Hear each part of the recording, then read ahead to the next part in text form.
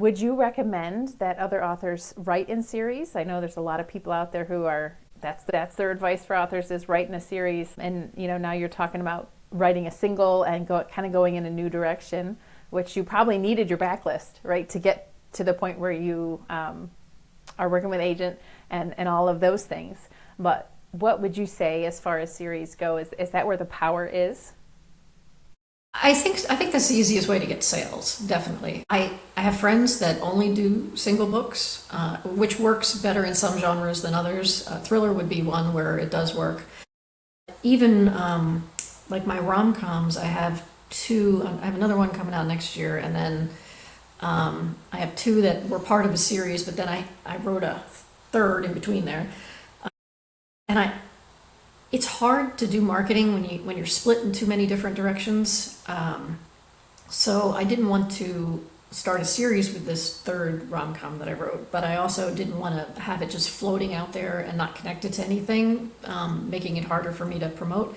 So what I did was on Amazon you can just set up anything and call it a series, basically. So I just called it the Amy Van Sant rom-com series, which includes the first two, which are a series unto themselves, and then the third, and then the fourth. So all my rom-coms will be a series, even though they're all different people. Right. And that's a really neat trick for all of us to be aware of. I love how you write cross-genre. I'm also a cross-genre writer. What do you do when you sit down to actually work on characters, write the book? How do you keep the voice different? What do you find going from urban fantasy romance to cozy? How do you keep the tone and the vibe different?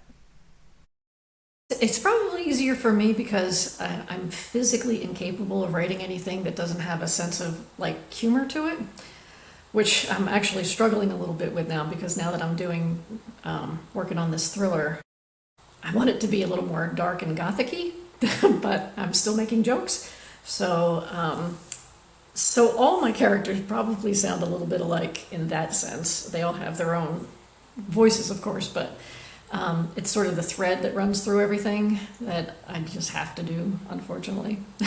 I can't stop myself. I don't think it's unfortunate. I think it's amazing, especially to be able to produce humor that people enjoy. It's probably something that a lot of authors really actually struggle with. So there are probably a lot of people feeling jealous right now that you're like, I just can't stop, and they're like, I wish I could start. So how do you think? It's a good way to stay away from AI too, because if AI starts to write more and more books and people are worried about that, I don't think it's ever going to develop a decent sense of humor. So if that becomes the thing that people go to read real human books, maybe I'll have an edge there. Yes, I am positive that you will. On writing humor, does it just come to you? Is it just in your head that way? Do you develop a scene that would be funny on purpose, or how does writing humor work for you? I just I don't think I'm unique in the sense that I hear my characters in my head. So if I'm writing out a scene, lots of times I'll just basically write a script and just very fast, just two people talking to each other because I can see them and hear them in my head talking to each other. And usually just the humor will come naturally from that. And then I'll go back and fill in what things look like and what people look like and things like that. Interesting. I love that idea of just letting yourself get it on the page and then coming back and doing the work later.